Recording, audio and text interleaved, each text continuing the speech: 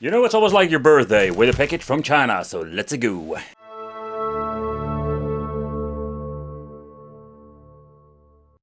Hey guys, welcome back to the channel. It's awesome that you're tuning in. So in this video we are going to take a close look at the X-Games 600-in-1. So is this thing worth picking up? That is the question of today. I must say that when you're looking at this fake Xbox One S model, or I think it was an Xbox S Model 1, you know what it is, it's an old fake Xbox, but the question remains, what can we play with it?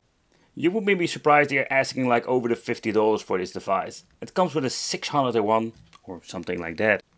So back in the day, like this was one of those like new generation game systems. It even have like an AV out, an HDMI out, it comes with controllers and of course a cable for plugging in the power supply. But I can tell you, it's quite laughable. And I mean like the quality in general.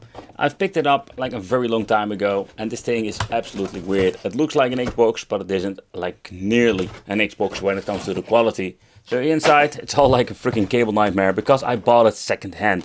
This was not actually packaged from China. I found it on the internet and I was like, you know, let's take a closer look at it. So it comes with a very flimsy 5V power supply, 1000 milliamp HDMI. The thing I personally what I liked were the controllers, because these were not super bad. The controllers in general, like very cool translucentation, like it feels still very cheaply. You can even hear it, like it's absolutely really cheap quality, but not like the cheap to the cheap one, the ones that are super chemical. They're still coming with the rubberized joysticks. The D-pad feels way too sturdy, so I really don't like it. And the A, B, C and D buttons are absolutely like cheap, horrible feel. I think the best thing about the controllers are actually like the joysticks. Yeah. So when it comes to these China consoles, there was something they like need to rip off. And this time the Xbox One S is one of those.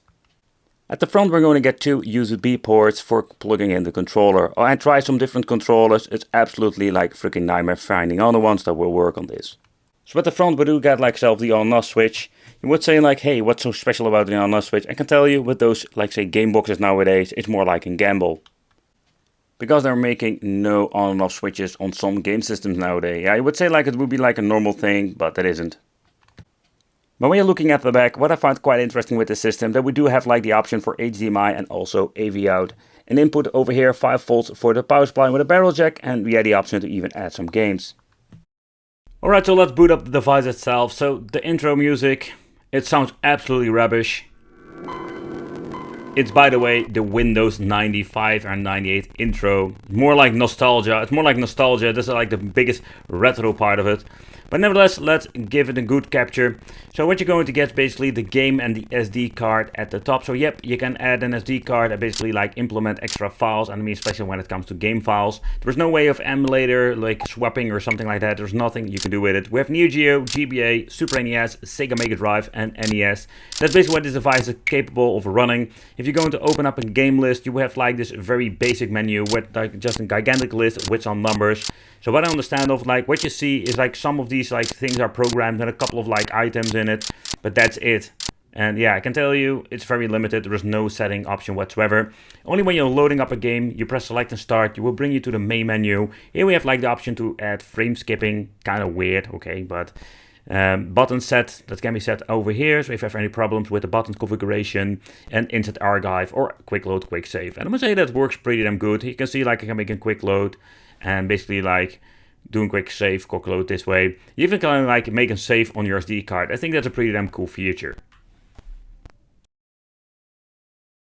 The first test I wanted to do is basically like some beefcake and dinos. So just to see how MAME is running on this. But I can tell you it is not running very well. It does have like a lot of screen tearing and the audio, oh boy, listen to it yourself because it's not great.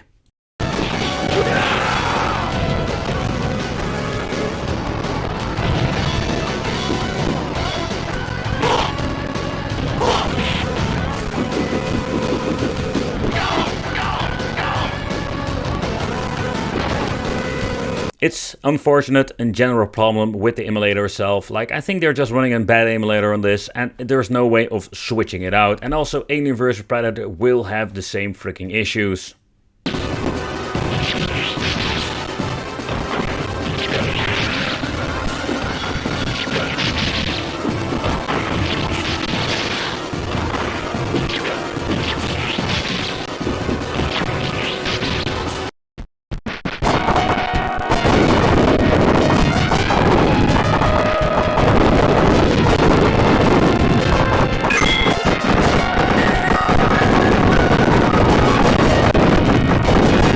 And yep, we're still in arcade, but this time we're going to check out some Neo Geo. And unfortunate, also here we do have like the same issues. So I was hoping only MAME had issues, but also Neo Geo. Maybe it's running on the same emulator, and that's maybe the reason why it also have the same problem.